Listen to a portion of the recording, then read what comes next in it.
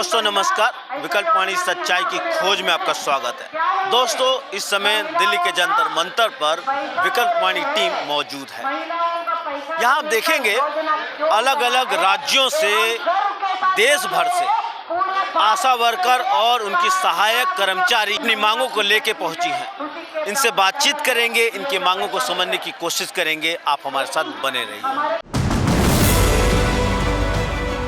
विकल्पवाणी सच्चाई की खोज। मेरा पहला सवाल है कि जो आशा वर्कर हैं और सहायक इसके जो सुपरवाइजर जो हैं वो किस तरह का काम करते हैं? जन्म डिलीवरी भी करवाते हैं, अभी तो डिलीवरी भी करवा रहे हैं, मातृ मृत्यु पे दर भी कमी किए, नसबंदी भी हो रहा है, करवा दी हैं आशाएं। स्वास्थ्य विभाग से जितनी भी जुड़ी सुविधाएं हैं उन सब पर आशा वर्कर काम करती है। जो भी उसे एरिया दिया हुआ था, पॉपुलेशन दी जाती है, उस पॉपुलेशन पर आशा वर्कर पूरा स्वास्थ्य विभाग की टीम की तरफ से काम करती है। आज की तारीख में ये हालात हो गए हैं कि सरकार की कोई भी स्कीम आती है उसमें आशा वर्कर काम करेगी। क्यों? क्योंकि आशा वर्कर जो है वो फील्ड वर्कर है, वो एक एक मतलब परिवार से जुड़ी हुई है, उसके परिवार तक उसकी पहचान है, उसकी एंट्री उसके घर के अंदर तक है।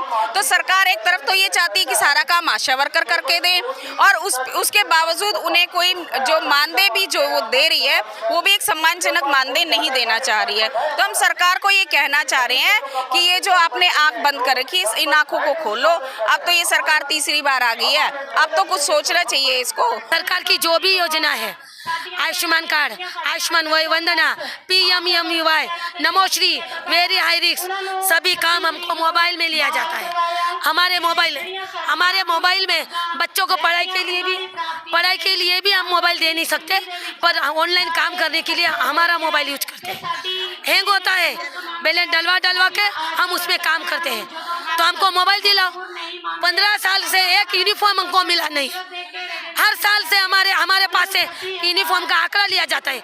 यूनिफॉर्म साड़ी चाहिए, ड्रेस चाहिए, यूनिफॉर्म के नाम से खाली हमको छेतरा जाता है। यूनिफॉर्म मिला नहीं है। यूनिफॉर्म का पैसा मिलता है? एरिया कुछ 1 रुपया नहीं। एरिया में जाए, सभी अच्छे स्वभाव के लोग होते नहीं है। हमको अलग अलग स्वभाव के, गुजरात ऐसा है कि उसमें हर भाषा के लोग रहते हैं। हर भाषा के लोग हर की अलग अलग भाषा हमको समझनी पड़ती है। तो लोग तो पूछते हैं तुम कौन हो, तू कहाँ से आई हो, तो हमारा ID प्रूफ इस से हमारा सिंबल बनाओ। अभी फिलहाल में आयुष्मान का इतना प्रेशर है हमारे ऊपर कि हमारा जीना हराम कर रखा है अधिकारियों ने। आशा NRHM की रीढ़ की हड्डी बनी हुई है। कहने को तो आशा पूरा काम करती है, कहने को तो, लेकिन आशा का मानदेय कुछ भी नहीं है। अभी आप लोगों का मानदेय कितना है? छोटा मोटा मानदेय है, पहले 2000 था, अभी उन्होंने बढ़ाकर 6000 किया है। तो 6000 तो किया है, लेकिन आता नहीं है जी, अभी भी टाइम पे नहीं आता, समय पे अभी भी नहीं मिलता। आशाओं को कट कर राशि आती है, और जो राशि पिछली कट जाती है वो तो आती ही नहीं है, उसे तो भूल ही जाती है। आशा अधिकारी बताते भी नहीं है कि 2 महीना पहले कटी थी, वो वापस लौट कर आई कि नहीं आई, और खाते में जब चेक करते हैं तो कुछ नहीं मिलता। 5300 रुपये है तो 3300 रुपये एक बार मिलता है, 2000 एक बार मिलता है, अलग अलग मिलते हैं वो। कभी 6 महीने में मिल गए, कभी 3 में, तो हमें पता ही नहीं चलता। हम झोल हो जाते हैं कि हमें किस महीने का मिला है, किसका नहीं। आप गुजरात से आई हैं, मोदी जी के घर से, बहन हैं आप लोग मोदी जी के ना, फिर तो आपकी मांग जल्दी सुनना चाहिए मोदी जी को। मोदी जी हमारी बात नहीं सुनते हैं। मोदी जी हमारी बात सुनते हो तो 2000 रुपया हमने कम वेतन नहीं देते हैं। वो गुजरात से मोदी जी को 5 वर्ष से केंद्र सरकार से कुछ नहीं आया, और सब काम करे, रात दिन और काम कराते हो। और हमारा GR है, दिवस में 2 कलाक से काम करना है, वो रात दिन को काम कराते हैं, वो वेतन नहीं देते हैं। वर्तमान में कितना पैसा मिल रहा है आप लोगों को? वर्तमान में हमारा तो 2000 वो लोग मानधन दे रहे हैं और इंसेंटिव बेस पे काम करवाते हैं। जैसे काम आए, हमारे कुछ भूल हुई वो कागज निकाल देते हैं। ये कागज जमा करो, वो कागज जमा करो। सरकार ने इसके लिए हमको खड़ा कर दिया है, कागज जमा करो और पगार लो। उसमें 5-6 हज़ार का काम कर ले लेते। घर घर जाओ, कागज मांगो और पगार लो, घर घर जाओ, कागज मांगो और पगार लो। कागज पे हम लोग काम करना नहीं चाहते हैं, हमको फिक्स पगार चाहिए। अच्छा एक बात बताइए, जैसे यहाँ पे आप मांग कर रहे हो 26,000 मिनिमम वेज की मांग कर रहे हैं, है ना? अभी आप लोगों को 2000 मिल रहा है, राइट? यहाँ पे किसी को 2000 मिल रहा है, किसी को 3000 मिल रहा है, किसी को 5000 के हिसाब से उनकी राज्य सरकार उनके लड़े उस हिसाब से मिल रहा है। तो मेरी केंद्र सरकार की यही दरख्वास्त है, आप एक ही प्रकार का एक ही नियम लागू करो। आशा तो हर कोने में एक ही है, काम तो हर एक जैसा ही करती है, तो सबको यही नियम लागू करो, सबको एक जैसा सब वेतन लागू करो। क्या आप लोग कॉन्ट्रैक्ट पे काम कर रहे हैं? किस तरीके का काम है मैम आपका? हम स्कीम वर्कर्स हैं, पर हम सरकार से ये कहना चाहते हैं, जब काम पक्का है तो नौकरी भी पक्की होनी चाहिए। एक जन्म और मृत्यु जो होता है वो एक नेचुरल है बना हुआ, जो हमेशा चलेगा वो। तो इसीलिए हमारी मांग है कि हमारा जब काम पक्का है तो हमारी जो नौकरी वो पक्की होनी चाहिए, हमें कर्मचारी का दर्जा दिया जाना चाहिए। हमारी बहनें देश के पूरे कोने कोने से आई है, कोई कोना छूटा नहीं है। देश के कोने कोने से बहनें इतनी ठंडी के माहौल में सुबह 4-5 बजे के इधर हम आए हैं, बिना खाए पिए अभी सुबह से हम इधर बैठे हैं। तो छोटे से वर्ग के जो कर्मचारी है हमारे गुजरात में 9 बजे एक लेडीज काम को निकलती है, 6 बजे आती है, तो भी वो 10-12 हज़ार पगार लाती है। तो हमको 4-5 हज़ार के नाम पे लॉलीपॉप दे रहे हैं, वैसे घर चलता है। हम भी हमारे पति के साथ में मिलजुल के परिवार बच्चों को अच्छा भविष्य दे सके। और हम मानते हैं 100% कामगिरी से 40% हमारी प्रभु सेवा है, जन सेवा है, हम उसमें भी मानते हैं। पर जन सेवा करेंगे, वही करते रहेंगे तो हमारा पेट भूखा मारेंगे, हमारे बाल बच्चों को भूखा मारेंगे। महंगाई दिन ब दिन बढ़ रही है, महंगाई के हिसाब से 4-5 हज़ार में कुछ नहीं होता है। रूम भाड़ा निकलता नहीं है, गैस बिल निकलता नहीं है, लाइट बिल निकलता नहीं है। तो उस हिसाब से जैसे काम लिया जाता है वैसे हमको मेहनताना मिलना चाहिए। पहले तो हम सरकारी कर्मचारी की मांग करेंगे, सरकारी कर्मचारी घोषित करो, क्योंकि काम उस प्रकार से ही हमको लिया जाता है।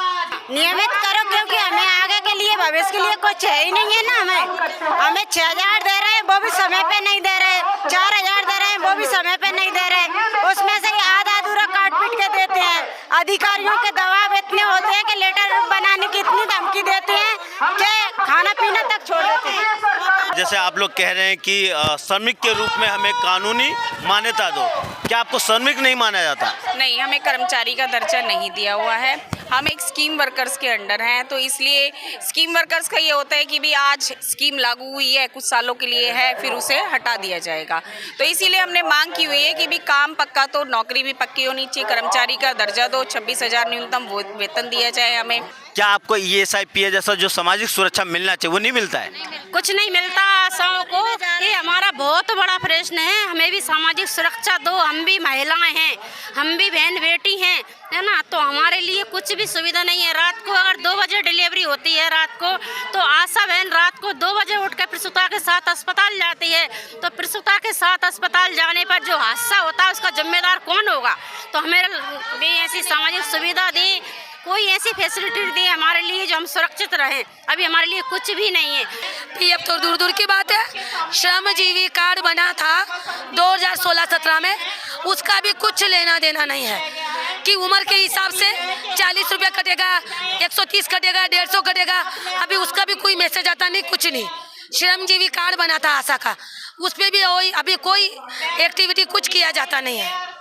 तो जब आशा वर्कर या उनके परिवार से जब कोई बीमार होता है तो उसे कुछ स्वास्थ्य सेवाएं मुहैया नहीं कराई जाती सरकार की तरफ से, वो भी एक आम जनता की तरह धक्के खाती रहती है। दूसरा, नौकरी के दौरान यदि किसी आशा वर्कर का कोई कहीं एक्सीडेंट हो जाता है या कुछ हो जाता है तो उस पर भी जो है सरकार कुछ भी नहीं देखती है और ना कुछ देने की कोशिश करती है। एक जो हमें रिटायरमेंट पे अभी हमारा लड़ने के बाद जो हमें 2 लाख मिला है, एक वही मिल रहा है, उसके अलावा कोई भी हमारे लिए सुरक्षा नहीं है। सर, हम ये कहते हैं कि एक आशाकर काम के दौरान मृत्यु हो जाती है उसकी, तो उसके परिवार को इतना तो मिल जाए कि कम से कम उसके परिवार को कुछ शांति तो मिले, कुछ तो वो रह पाए उसके बच्चों के लिए, कुछ तो भविष्य में हो। लेकिन अभी उसका भी वो नहीं है, इतने धक्के खाने पड़ते हैं कि हद से ज़्यादा। पेंशन मिलता है आप लोगों को? सर, पेंशन का तो जब सैलरी फिक्स होगा तभी तो पेंशन करेंगे। पहले हम लोगों को राज्य कर्मचारी घोषित तो करें, तभी तो पेंशन का मामला आएगा। पहले एक ही समस्या सुलझ जाएगी तो आगे तो खुद ही नियम बन जाएंगे, तब तक तो सर कुछ नहीं है। मैं बच्चों को तो मोबाइल नहीं दे रहे, दे दो मेरा रिपोर्ट। दोस्तों, अभी आप लोगों ने आशा वर्कर और उनके सहायकों की बातों को सुना। अभी हमने देश भर से आई ये आशा वर्करों ने अपनी बातों में कई मुद्दों को हमारे सामने उठाई हैं। पहली बात तो ये ये एक सरकारी योजना के तहत अपनी सेवाएं जो हैं एक कर्मचारी के तौर पे दे रही है, लेकिन इन्हें स्कीम वर्कर के तौर पर रखा गया है। इनका जो मानदेय का जो सवाल है अलग अलग राज्यों में अलग अलग तरीके का है। जैसे उत्तराखंड में 2000 रुपए केंद्र सरकार देती है, 3300 राज्य सरकार देती है, यानी कुल मिलाकर 5300 रुपया। मध्य प्रदेश में 5000 तक है, हरियाणा में 6000 है, वो भी बड़ी लड़ाई के बाद उनका 6000 हुआ है। और दूसरी तरफ गुजरात, जिसका मॉडल दुनिया भर में दिखाया गया 2014 के चुनाव में, वहां पर आशा वर्करों को 2000 रुपए मिल रहा है। एक तरफ केंद्र सरकार दावा करती है एक देश एक राष्ट्र एक टैक्स, इस आधार पर 18% GST देश भर में लागू किया गया था, लेकिन श्रमिकों के लिए एक मिनिमम वेज तय नहीं है, जैसा इन आशा वर्करों के लिए एक वेतन लागू नहीं है। यही नहीं, इनको स्कीम वर्कर बोला जाता है, जबकि ये एक श्रमिक बतौर स्वास्थ्य विभाग में काम करती है, यानी वे अपने श्रम का योगदान करती हैं। इसीलिए इन्हें श्रमिक का दर्जा मिलना चाहिए। ये सरकारी स्वास्थ्य विभाग में काम करती हैं, इसलिए इन्हें सरकारी कर्मचारी का दर्जा भी मिलना चाहिए, क्योंकि ये आशा वर्कर और उनके सहायक कर्मचारी एक श्रमिक बतौर काम करती हैं। तो समझना यही है कि इनकी जो मांग, इनकी बातों को सुनकर लगता है पूरी तरह जायज है। और एक बात और कहना चाहता हूँ, हर बार की तरह ये जो मौजूदा सिस्टम है मजदूरों के खिलाफ खड़ा हुआ है। मजदूरों को इतना ही वेतन देना चाहता है ताकि वो खाएं और अगले दिन फिर आए और उसी तरीके से काम करें। यानी ये जो व्यवस्था है मजदूरों के श्रम की लूट पर खड़ा है। इसीलिए तो ये मजदूरों के अधिकारों की सुरक्षा नहीं करता। इसमें तमाम सरकारें आती हैं जाती हैं, लेकिन कोई भी सरकार मजदूरों के अधिकारों की सुरक्षा नहीं करता, क्योंकि जो मौजूदा सिस्टम है वो श्रम को लूट कर ही आगे बढ़ सकता है। इसीलिए देश के मजदूरों को, आम लोगों को, महिलाओं को और छात्रों को मिलकर एक ऐसी व्यवस्था बनानी होगी जहां मजदूरों के श्रम की लूट संभव ना हो। इस बारे में आप क्या सोचते हैं, आप क्या समझते हैं, कमेंट कीजिए और देखते रहिए विकल्प वाणी, सच्चाई की खोज।